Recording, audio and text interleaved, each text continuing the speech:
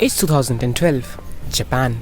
Mangaka Shunseki was in a restaurant and on a table near him, a girl is sitting. Her food comes over, she takes a bite and says, "Oh my god, this is ecstasy." Seiki is seeing this whole thing and goes,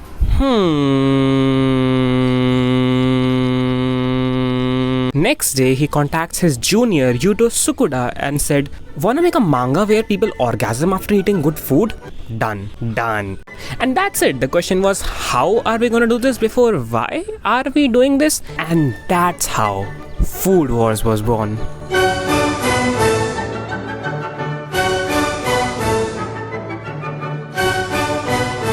Shokugeki no Soma, or Food Wars, or "This has no right being this good, it's an ecchi anime for God's sake," is the story of Soma Yukihira, and I'll convince you to watch this anime by the end of this video and you're gonna love it.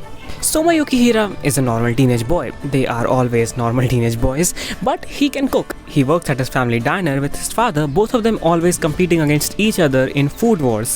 And Soma hasn't won even once in all the years that they have been competing as father and son. Since he was in 6th grade, he has been challenging his father and has 489 losses and 0 wins. His father is Joichiro Yukihira and he is... you know what?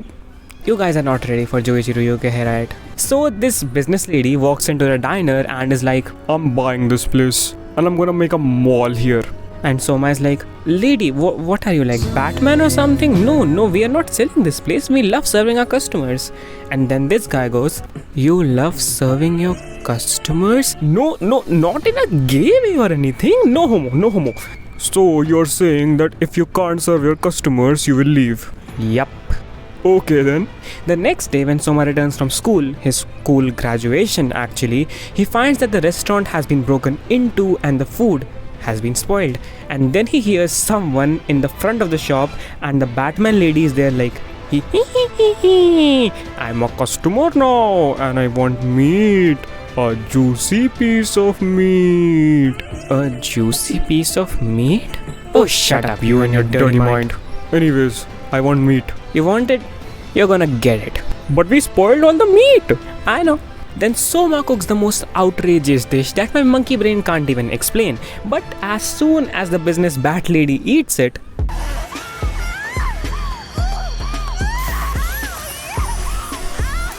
and here is where you realize that this anime is very, very, very ecchi. Whenever someone has something delicious, they reach ecstasy. Literally. Even when someone has something bad, they feel like they are being, how do I keep this YouTube safe?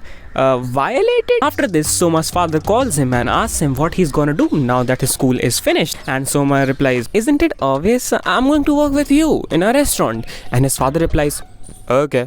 And then hangs up. And the next thing you know, the dad guy enrolls him in the most prestigious and cutthroat cooking school in the world.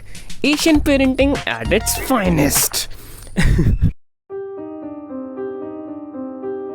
As soon as Soma is on the front gates of the school, you can tell that something is off. The rich kids are on their knees, crying. He sits next to a guy on the bench who is drinking tea with a coaster, and he has a butler and a bodyguard, so you know that he is rich. And Soma looks around and everyone has a butler and a bodyguard, and the rich guy explains that everyone here has some ties to the food world. Wealthy, elite, and involved in the food business are the words that describe everyone here well. And then he asks Soma what does his family do, and as soon as Soma says, "Oh, we have a small eatery downtown," A diner? then Soma beats the schnitzel out of him, but he can immediately feel everyone staring at him, judging him with those rich, arrogant eyes. And how can a commoner even dream of attending Totsuki, the finest culinary school in Japan? Upset at this and already feeling like this culinary school is gonna be a waste of his time, Soma enters the examination hall and his eyes fall on the examiner, Erina, Nakiri. She explains that the test to enter Totsuki will be to make one dish that can satisfy her palate, which has egg as the main ingredient. And as soon as everyone hears this, they start running for the exit. Soma is like, oh, what the hell, guys? Why are you running? This is just a girl holding a neck. What the hell? Then he grabs this guy to ask him for an explanation, and then he gives us this monologue. Erina Nakiri possesses the most finest palates known to man, the god tongue. Usually children speak when they are 1 to 2, but she spoke her first words when she was 3 months old. Yo, this doesn't have depth of flavor, what the heck? All the top chefs are her clients, and if she rejects you, your career is over. And when the dust settles, only one guy is left standing.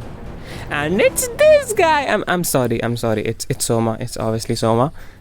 And now I was going to explain what happened after this, but I don't want to rob you of the joy of watching this yourself. It's so satisfying. It's like watching your favorite anime character unleash his special attack on the villain. After Erina eats Soma's food, she rejects him.